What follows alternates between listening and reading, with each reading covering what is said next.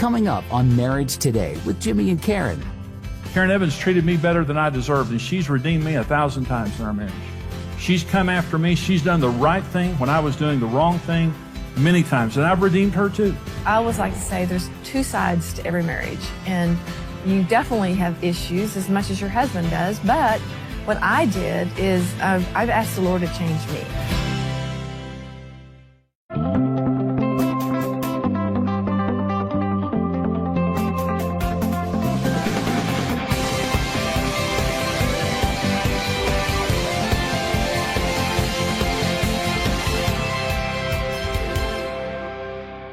Let me talk about the 5 main choices that we have when our spouse hurts us, okay? So there are 5 basic choices. So your spouse does something, your spouse says something, and I know y'all have good marriages. I mean, you're here at a marriage conference, you're teachable people. And so you're here to kind of tune up your marriage. But even in the best marriages, we still say things from time to time that hurt each other. We do things that, we shouldn't do. So how are you going to respond? This is the question.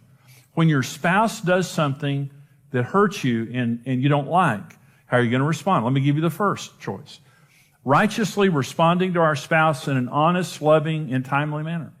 In other words, your spouse does something that you don't like, and you walk up to him righteously and say, honey, can I talk to you for just a minute? I love you. I think you're great. We're on the same team. That bothered me when you said that. The second is receive the hurt and frustration and hide our true feelings. This is where passive-aggressive behavior comes in. In other words, you hurt me, I'm going underground. I'm going to act like everything's okay, but I'm going to start, eating potato chips in bed. I know you don't like that. I'm going to start, turning the TV up louder. I'm just going to do things that I know you don't want me to do, and I'm not going to do things I know you want me to do. And this is going to destroy our intimacy, destroy our passion, and now I'm being dishonest about how I feel because I'm going underground. Okay, it happens all the time where people do this. Number 3, reject our spouse when they hurt or frustrate us. And this is just, again, it can be overt or covert, but listen to this. Hebrews 13:5 says this. God says this. This is covenant language. I will never leave you nor forsake you. On day 1 of our relationship with God, He makes us 2 promises. He will never physically desert us, and He will never turn His heart away from us. Leave means physical, forsake means emotional. So day 1, and we're going to do some things that Jesus doesn't like. Anybody agree with that? We do every day. And so here's what God says day 1 of the relationship. You know something? I'm all in. I love you. I'm all in. I'll never leave you or forsake you. And here's what it means. There'll never be a moment in eternity where God is not focused on you emotionally. Let me say that another way. All bad things happen when you turn your heart away from your spouse. They're not meeting your needs. They're hurting you. They're saying things that you don't like. They're doing things that you don't like. And in response to that, you just reject them.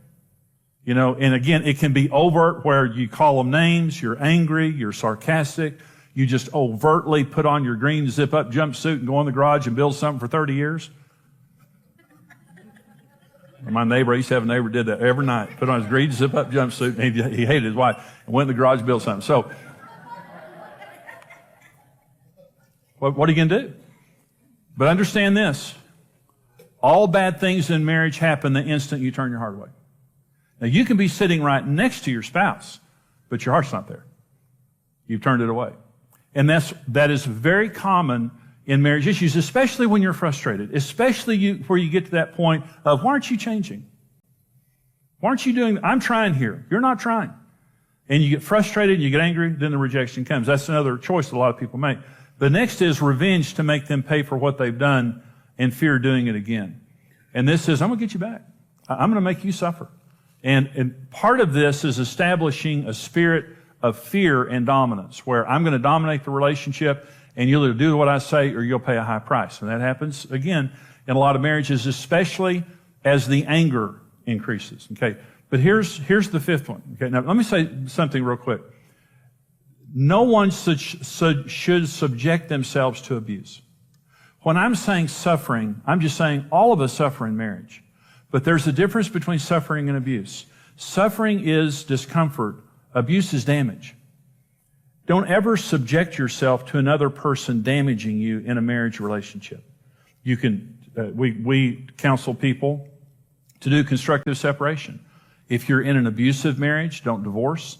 Go to a neutral place. Have your spouse go to another place. Don't live together. And don't go back into the relationship until they get real help and demonstrate that they've changed and that there's accountability in the relationship. So I'm not talking about enabling abuse. I want you to be sure about that. I'm just talking about living with an imperfect person in an imperfect world with a devil who hates us. We all live in that world, and we're going to all have to deal with this. Well, here's number 5 choice, and that is redeem our spouse through righteous, proactive behavior. You're doing the wrong thing. I was doing the wrong thing. Jesus came. I was hurting Jesus. I killed him, in fact. I was hurting Jesus, and his response was to die for me and to suffer for me while I was in my sins. And because of that, I've come back. And I haven't just come back. There's no one I love like I love Jesus. Okay. So that's my 5th choice, and that's the only choice that works. It's the only thing. The word redeem means to buy back or restore something to its created purpose. I'm gonna pay a price for you that either you cannot pay or will not pay. Jesus paid a price for us that we could not pay. But I'm gonna pay a price for you. This is gonna cost me something. It's gonna cost me some pain. It's gonna cost me some time. It's gonna cost me something. But I'm willing to pay it to demonstrate my love for you. That's what it is. So we're gonna become partners with God to do this. And here's the question. Am I going to be a redeemer, or am I going to respond to my spouse's problems in a selfish and immature manner? This is the question. This is the question that will really answer the destiny of your marriage, the destiny of your... Karen and I, this is just the way that it is. Our answer to that question is everything. So here are 5 reasons for me to use redemptive behavior toward my spouse. So why should I do this? Number 1, it's Christ-like, and we owe a debt of gratitude to God. I should do it to you because Jesus did it for me. I shouldn't forget that the redemptive love of Jesus got me where I am right now. And I need to give it away. The second thing is the only method of responding to our spouse's problems that creates a true solution. Threats don't create a solution. Rejection doesn't create a solution. Revenge doesn't create a solution. This is the only thing that truly solves the problem. It truly solves it. The other thing is, it's the only behavior that God will bless and stops the vicious cycle of pain and rejection. This is the deal. You can only defeat a spirit with the opposite spirit. If you fight fire with fire, you're going to get yourself a bigger fire. If you fight sin with sin, you're going to compound the damage that's happening in the relationship. Jesus said, love your enemies. Bless those who curse you. Pray for those who spitefully use you. Why? Because you can only defeat a spirit with the opposite spirit. You can only defeat rejection with acceptance. You can only defeat insensitivity with sensitivity. Right on down the line. You can only defeat a spirit with the opposite spirit. It creates the strongest love, intimacy, and marriage bond possible. Now, so listen to my story. This girl came in to see me, this woman came in to see me, and she said, Pastor Jimmy, my husband has a girlfriend, and he comes home and changes his clothes every night, eats, and spends the night with his girlfriend. In the morning, he comes back and eats and changes his clothes and goes to work. That happens every day. And I said, well, I think you ought to divorce the jerk, as far as I'm concerned. She said, I love him. I want to fight for my marriage. I said, okay, well, if you want to fight for your marriage, I'll help you. I said, but don't hear me saying you need to stay in that relationship. And she said, I know. She said, but I love him and I want to work on my marriage. I said, so, okay, well, I'll give you some advice, but you don't have to take it if you don't want to. And she said, what? And I said, well, I want you to go home tonight and I want you to fix up. And I want you to fix a very, very nice meal for him. And when he comes home tonight, before he goes over to his girlfriend, I want you to treat him like you would Jesus Christ. So she goes home, and a few days later, she shows up with him. And he's got a girlfriend. He's a terrible guy. So she comes in the office, and he comes in behind her and sits down in the chair, and he's real down. You know, his head is down, he's down, real dejected look. And I said, hey, how are you? He said, I know you know about me. And I said, I do know about you. He said, I know she's told you I've got the girlfriend and all that kind of stuff. I said, she has told me you have a girlfriend. And he said, well, I don't love her. I said, you don't love your girlfriend? Nah, I don't love her. He said, I just go over there. He said, and now she's treating me good, and that makes me feel bad. And I was thinking, well, poor you. You know, And I said, well, you want to change things? And let me just give you the short version of this. He got gloriously saved in my office that day. He was the best husband and father I've ever seen in my entire life. And they were in our church for several years before they moved away. I love that man. His wife redeemed him to Jesus. Think about that. And I tell you, on a scale from 1 to 10, that's a 10. You know, that old boy's a 10. And it doesn't always work that way. I mean, it's not guaranteed that because she did the right thing that he has to respond that way. But even if you don't have the response you want, it keeps you from being damaged. And you did the right thing, and God's going to honor it. And so it creates, and let me say this, when a person has been redeemed back, no one loves like they love. He adored her. This woman that he was just having this flagrant affair right in front of her face, once she redeemed him back, he adored her. Once you have been redeemed by a person, there's no greater bond, there's no greater intimacy. The devil could never talk me away from Jesus because the devil's never done anything for me. Jesus did everything for me. I love him because of the price that he paid for me when I was in my sins. And that's why I love Karen Evans. Karen Evans treated me better than I deserved, and she's redeemed me 1,000 times in our marriage. She's come after me. She's done the right thing when I was doing the wrong thing many times. And I've redeemed her too. When she's done things, to me that I didn't like or hurt me or whatever. I've had to make the decision. I'm not going to reject her. I'm not going to respond in kind. I'm not going to turn my heart away. I'm going to do the right thing for her until she comes back around. And it works. And it's the only thing that works. The other reason that we do this is because it's what Jesus would do. If we're disciples of Jesus trying to be Christ-like, let me say one other thing. It's the right example to your kids. You don't want your kids living in a home where there's conflict and fighting and bad words and all of those kinds of things. And again, I'm not talking about enabling abusive behavior. I'm talking about being Christ-like in the face of suffering, because we're all going to suffer. So let me finish this message by talking about the rules for redemptive love. So this is 1 Peter chapter 2. For to this you were called, because Christ also suffered for us, leaving us an example, that you should follow his steps, who committed no sin. There was no deceit found in his mouth, who, when he was reviled, did not revile in return. When he suffered, he did not threaten, but committed himself to him who judges righteously, who himself bore our sins in his own body on the tree, that we, having died to sins, might live for righteousness, by whose stripes you were healed. For you are like sheep going astray, but now you have returned to the shepherd and overseer of your souls. Let me give you the rules of redemptive love. Number one, you can't sin even if you've been sinned against. If you sin, it's not redemptive.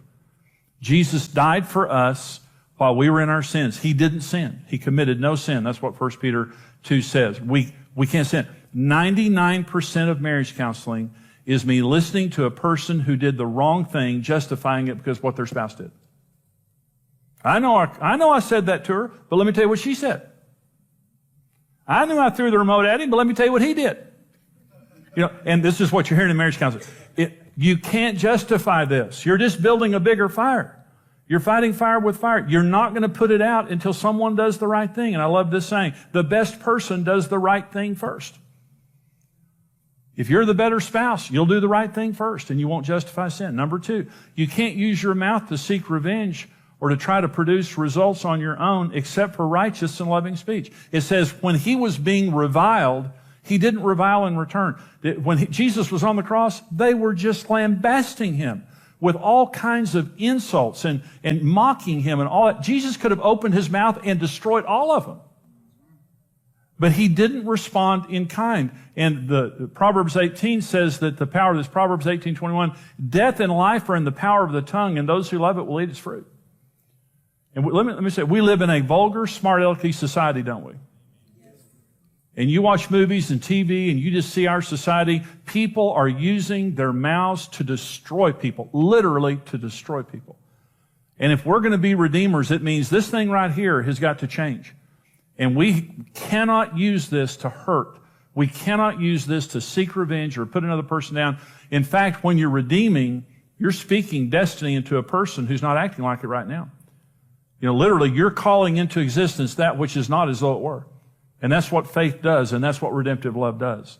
Number three, you have to trust God for the results as you put your faith in Him. See, marriage problems test your faith in God. They really do. 1 Peter chapter 2, or 1 Peter 3, it says, in the same way, you wives, be submissive to your own husbands. Men and women are equals. It's talking about an attitude.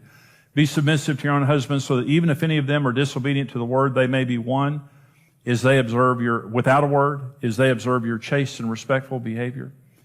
And then it talks about a gentle and quiet spirit, which is precious in the sight of God. The promise in 1 Peter 3 is a woman can win her husband without a word as he observes your respectful behavior. And then it says, a gentle and quiet spirit is precious in the sight of God. A gentle and quiet spirit is the spirit of a woman who has faith that God is powerful enough to change her husband. See, when I'm using redemptive behavior on Karen, the focus isn't Karen, the focus is God. I'm God's partner. And Karen's struggling, or Karen's going through something, or she did something I didn't like, or she said something I didn't like, and my tendency, and maybe I said something to her and she didn't respond the way I wanted to respond, and my tendency then is to get angry and to go underground, or to reject her, or turn my heart away and put on my green zip-up jumpsuit or something like that. What redemptive love says is, no, I'm going to fight for her. I'm not turning my heart away. And I'm going to love her the way Jesus loved me when I was in my sins. And what I'm believing is, as I do that, she's going to come back around. It works every single time. Not maybe in 2 hours, but it'll work. And what happens is the relationship gets stronger and stronger. It just becomes a natural instinct that when something bad happens, you don't do the wrong thing, you do the right thing. And God honors that. You fall more in love than you've ever fallen before, just simply because it works. And here's rule number 4. You have to be willing to do the right thing for someone who's doing you wrong. You have to meet their needs when they're not meeting yours. And that's real hard for some people. You have to be willing to bless them while they're cursing you and pursue them while they're ignoring you. It's kind of quiet in here right now. And that's what redemptive love does. You're not meeting my needs. What am I going to do? I'm going to meet your needs. You're being sarcastic, whatever. What am I going to do? I'm going to bless you. You're distracted. You're ignoring me. I'm going to pursue you. But the focus isn't you. The focus is my great God and how big He is to change your heart. And when He's changing your heart, you have somebody to come back to. I'm not angry. I'm not your enemy. I'm not bitter. I'm not going to talk down to you. I love you. Well, I hope you enjoyed that teaching. This is from a seminar that I do called Our Secret Paradise. It's a 6-part seminar series with a lot of really great information to bless you in the area of your marriage. And we want to put these resources into your hands right now for your gift of any amount to support us here at Marriage Today. Now, we're a ministry and a mission, and we hope that you've been blessed by Marriage Today, but we go all over the world helping people to succeed in marriage, helping people to heal from bad marriages, also helping families to stay together and little kids staying together with their parents. So when you give here to Marriage Today, I hope it blesses you, the resources that you get.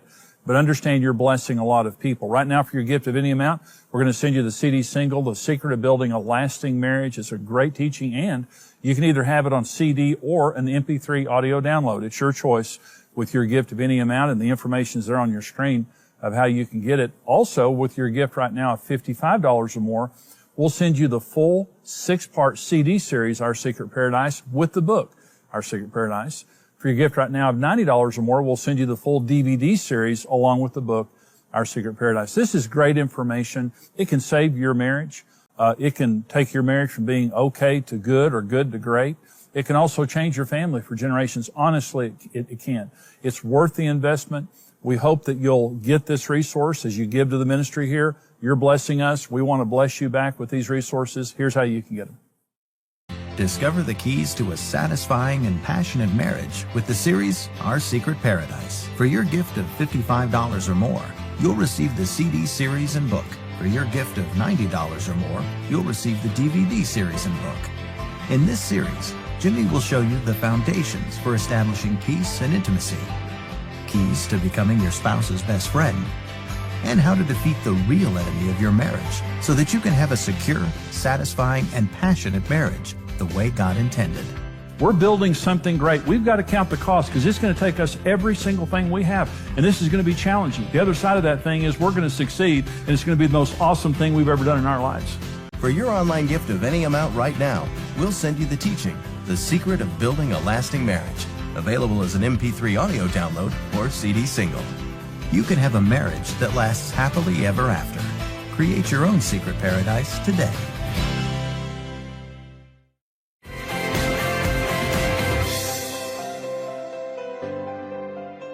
Well, today this is a very important program because we're talking about the issue of redemptive love.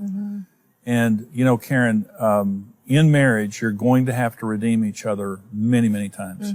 And if you don't, the problems are just going to accumulate within the marriage. In other words, redemption means that I'm doing the right thing for you when you're doing the wrong thing for me. And we're not talking about enabling abuse. We're just talking about in the best marriages, we frustrate each other. Sometimes we hurt each other.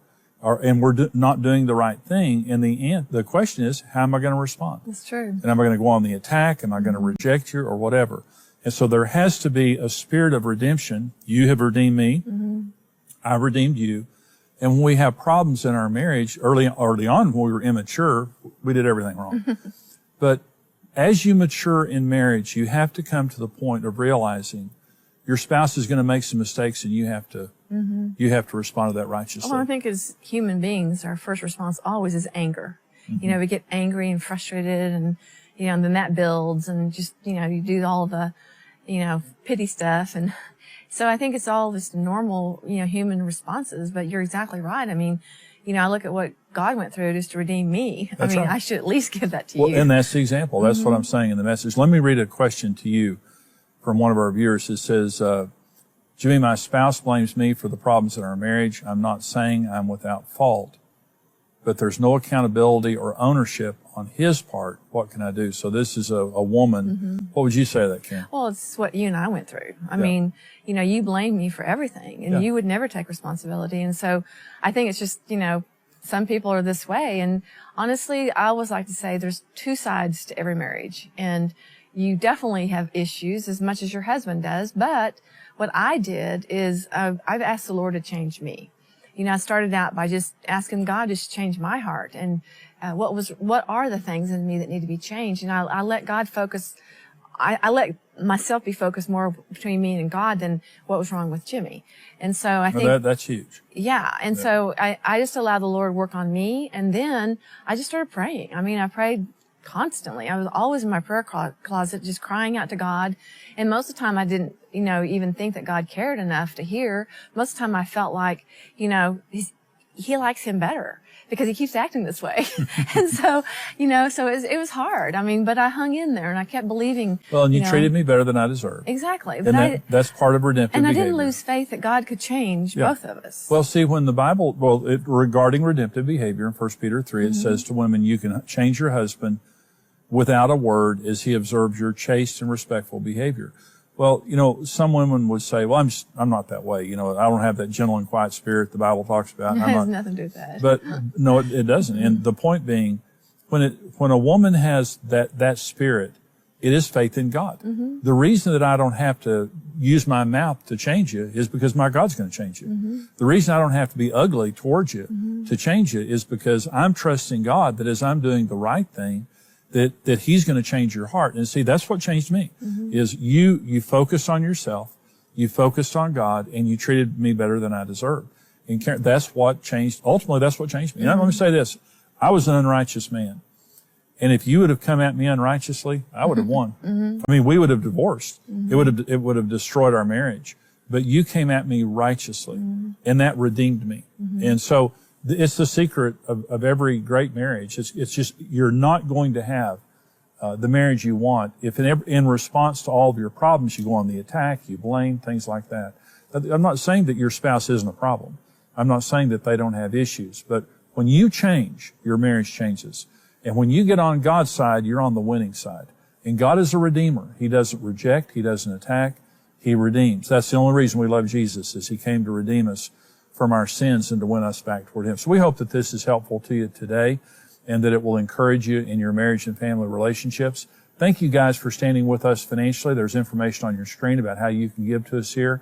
at Marriage Today. Please give your most generous gift right now to help us keep coming back to you, but also going across America, around the world, helping people succeed at marriage, keeping children together with their families. Thank you so much. We'll see you next time. God bless you.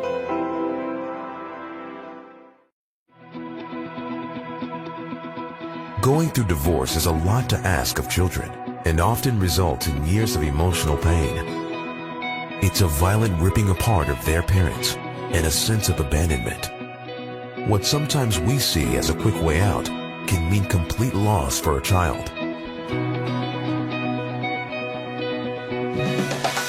You have a 100% chance of success in marriage. You were made for marriage. Marriage Today exists to protect children from the pain of divorce and to steer couples away from marital failure by telling them the truth. When you stand with Marriage Today, your individual effort multiplies with other like-minded partners, and together we can rebuild a legacy of strong families around the world. Choose your level of partnership today and receive immediate access to the video streaming library. Become a rock-solid partner today. Thank you for watching Marriage Today with Jimmy and Karen. Subscribe to Marriage Today's YouTube channel for more marriage-building videos and updates.